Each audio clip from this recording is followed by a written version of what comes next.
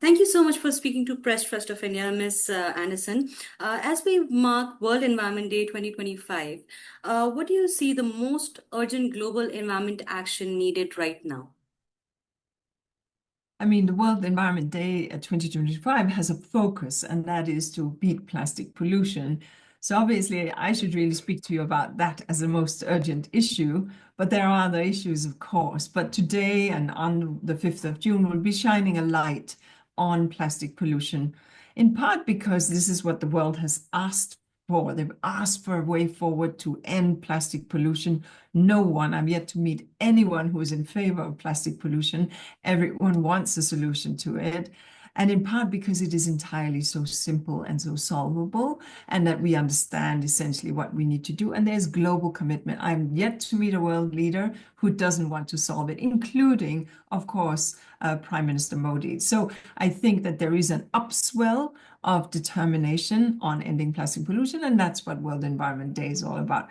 But I cannot, when you ask me the most important, I have to mention, yes, pollution, but I will also mention climate change as a very important priority. And of course, I will mention nature, protection, biodiversity, and desertification as really critical issues. These three areas are important, but on World Environment Day, we're focusing on beating plastic pollution. Right. We are also approaching towards COP30. In COP29, you stressed for the need to increase access to cooling to protect human health, reduce inequality and poverty. You outlined some of the points from Global Cooling Pledge as well. What are UNEP's expectations from COP30, especially in the light of the urgent building sector emissions gap outlined in your March report? No, thank you for that. And obviously, the Cooling Pledge is a voluntary group of countries that have come in and say, we get that in a heating world, there will be the necessity of more investments in cooling. And that cooling could be from modern energy, but it could also be by smart buildings and, of course, by smart city design. And all of the above are critical. And I think I'm sure you know, Madame, that when you walk in a street that has trees, you have a sense of cooler space than if you walk on an open concrete space. It's as simple as that. We've seen studies that just what we refer to as ambient cooling can bring down in the city by 7 degrees the temperature from extreme heat above 40 to below 40. And that is bodily much more pleasant. So that's on the ambient side. We obviously, of course, also want to see a step up in the construction and building sector, in part because we understand that nearly 50% of the infrastructure that needs to be built is still in process of being built. We are still building a lot. We are putting down the equivalent of a Paris a week in terms of new footprint, globally speaking. So we're building a lot, and that is obviously how do we then integrate that into building smart, building where we have breeze flows. In India, in the past, all buildings had an airflow. They were built in traditional buildings, of course, with that airflow, and you still see that in the older parts of some of your most beautiful cities, where you have that airflow that can enable a breeze to pass through. I'm not saying we should not invest in the third area, which of course deals with modern cooling, but how can we get away from the standalone, inefficient, hanging on a window air conditioner to something more district cooling or a better built construction where central cooling can be a function of the construction itself? We will be pushing this at every meeting, including, of course, at the COP, and continue to carry it forward as a critical dimension of investments in urban infrastructure for a sustainable future. Thank you for the reference of India. That's very much insightful and easy to understand for the audience, of course. Focusing on India, India's urban development is booming, but construction emissions and energy use are still rising. What concrete changes do you believe should India prioritize in its climate roadmap before COP30? So I think here, I mean, Part of it, of course, deals with, I mean, India is leaning in on a dimension of clean energy. So this is very good on a dimension of sustainable energy, but we really would like to see more public-private investment models. We've seen some very good things happening in some of the Indian states where the Indian federal state at the state level is coming in with state funding and matching that with private sector funding precisely to scale up. We've seen in India green bonds issued. This is very good and linked to sustainability-linked debt. India issued the first such green bond in 2023, and that allowed India to fund public sector green infrastructure. This is the kind of thing that is very interesting, and India is leaning into that new space. Is proven to really underpin and invest and support resilience and growth. And on energy, how can we support consumers? Well, I think you have in India begun to roll out energy service companies and pay-as-you-go save models, or pay-as-you-save models, I should say. This is very interesting for energy efficiency in buildings. We've got going back to the cooling dimension, because if we can save at the building level, not just at the apartment and the individual level, we can get much bigger bang for the rupee, I should say. And so that's a real opportunity. And of course, new design. If yes, I recognize that some of the design in energy efficiency, it can slightly raise the cost of a new building. However, it is gained over a very short period when you look at the reduced energy costs. And it's that we have to take into account so that we can encourage new architects, new construction, that inside the architecture, they take this on board. And on local housing, of course, which is a big issue across the world, how can we ensure that we can reach right into the area of informal and self-built housing, where it's about local financial institutions, but still in supporting through microfinance that these can be as energy efficient and as climate neutral as possible. Right. Miss Anderson, air pollution is a big issue in India. At recent WHO conference in Colombia, household air pollution was flagged as a major health threat. And household air pollution, as we know, kills millions annually and yet remains under prioritized. How will UNEP move from recommendations to pressure, particularly in rapidly urbanizing countries like India?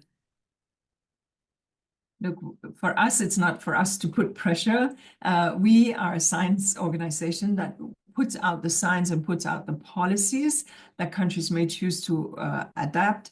And of course, that will generally raise a degree of understanding. You could call it pressure, but we are not an NGO that puts pressure. We are an organization made up of the United Nations member states.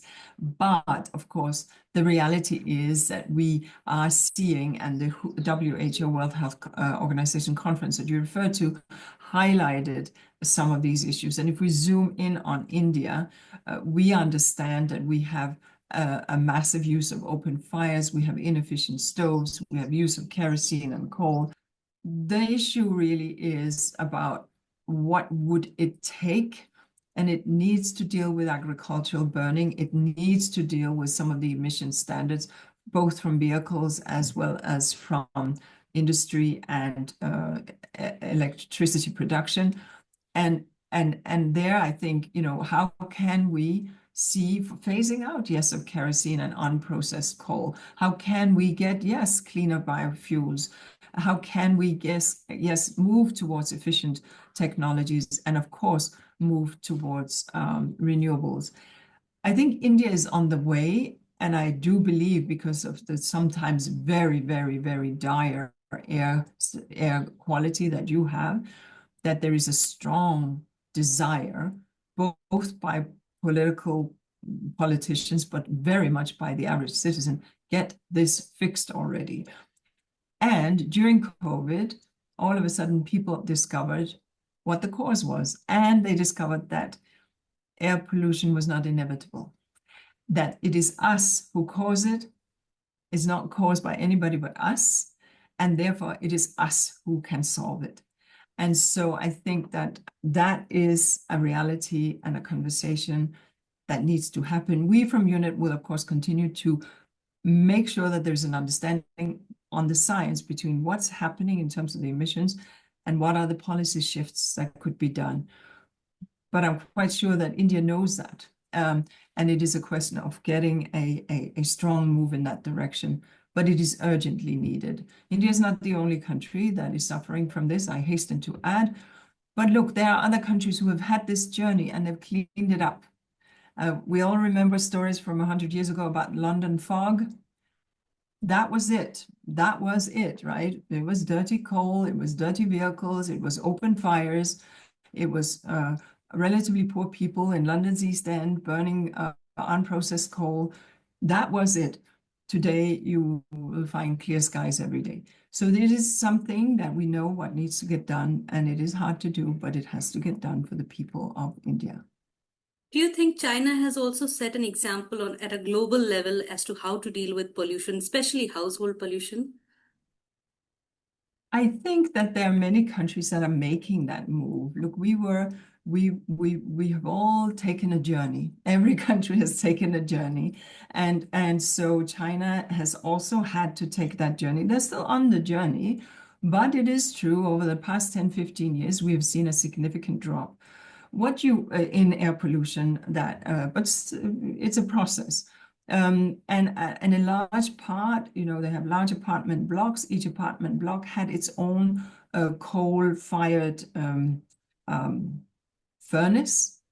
I visited this when I was working on and phasing out all of this, and I visited these. They get blistering cold winters.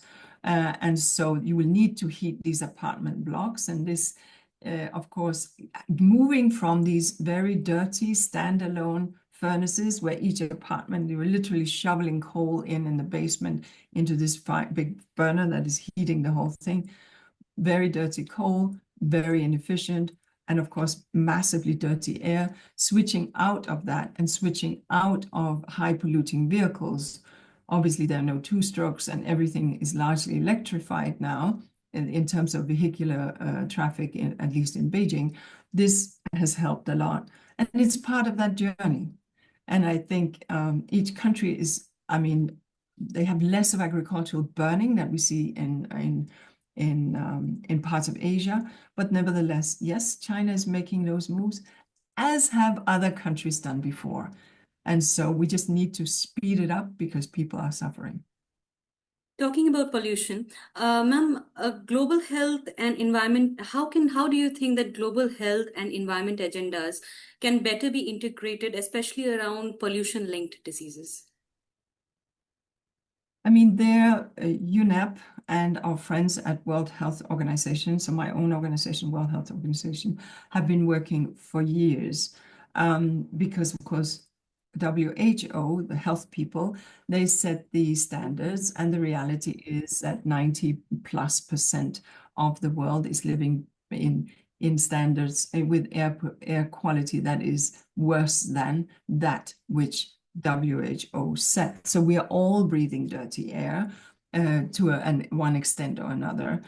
So ensuring that we understand that air pollution impacts our lives and the lives of our children is very critical. We are seeing a forward march. It's very important that we don't there is a forward global march. There are some countries that are still very, very much struggling with this issue. But I think from our partnership with WHO has been, I would say, for the past 30 years, because, soot,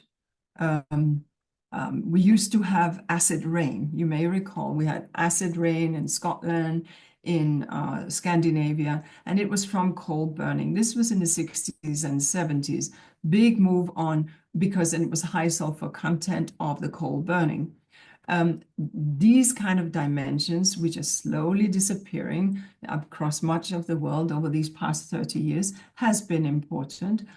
These were some of the highlights that we have shone a light on. Then, of course, soot and other black carbons that we inhale, very, very real and have a direct impact on climate change.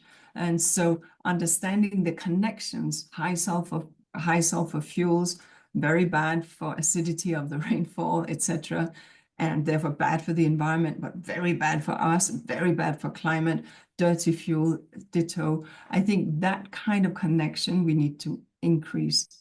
That's on the pollution side, but we also need to be very mindful around, we speak about the One Health. If we go back to, it's something like 76% of all infectious diseases originate in the environment, right? They can emerge amongst, in quote unquote, wild and not touched by human spaces. And whether it's HIV or whether it's malaria or whatever it is, these diseases, or many of the coronaviruses, etc., living in the wild spaces and then with a transmission of a bat or a rat or whatever it might be can move into domesticated animals or even into human population. We see the bird flu right now in the US. These are diseases that also deal with both the health aspects of human and the health aspects of the environment. It's a different issue, but intricately linked. The last point I want to mention this one is, we should think about nature as being the place where we heal. If you go for a walk, if you take a jog, or if you take your kids out to play, they come back happy. We are happy in nature. And I think if there's anything I've learned from India, it is that there is in the sort of ethos of India and the belief system of India, a deep connection and a love for nature and respect for nature. So how can we anchor ourselves in that? Most cultures have it, some have it deeply, because that can translate into care for nature and care for the environment. And I think that that is what the Lifestyles for Environment initiative of President Modi is part of trying to convey. How can we walk lightly in this world without having such a heavy impact? I think these are important elements to understanding our health and environmental health. Right. Ms. Anderson, you mentioned about plastics treaty when when we started this conversation. But the plastics treaty talks remain stuck in fundamental disagreements. How do you plan to build consensus ahead of the next round? And what minimum ambition do you think should countries like India uphold? Look, I mean, first of all, the world agreed to have this negotiation. It also agreed to a very ambitious time frame, 2 years only. Remember, it took us 21 years to get the Paris Accord, COP21. And so, I mean, 2 years to get something is quite extreme, but that's what we agreed. And I was happy we agreed it. But I also knew at the time that it would be a little bit of a stretch. But the world has agreed to this negotiation, and we have come a long way. We have a chair's text that is called that describes the broad contours of what the agreement could look like. I think we are seeing a public demand for this. I think businesses want a deal because, globally speaking, if there's value in the discarded plastic, because you have to recycle it, you will want to collect it. If it is non-valuable, because there's no demand that you should recycle it, it will be trash. It's as simple as that. So how do we create a value for the discarded so that it's worthwhile collecting? In India, there's a lot of collection of many things, metals and glass and so on, textiles and so on, precisely because it has a value. You can make it into something else. Many of the plastics that we discard today do not yet have the value. So how do we get to that place? Yes, there are some fundamental disagreements, but I also believe that they can be overcome. A treaty has to be general enough that that it can combine very sophisticated economies with a developing country economy, and everybody can see themselves in the mirror of where they are, or a least developed country or a small island developing nations. So you have to find it broad enough that it can encompass everyone, because not everyone can do the high-end, sophisticated recycling, what have you. But it also has to be ambitious enough that it will actually lead to the solutions. And I think therein lies some of the issues.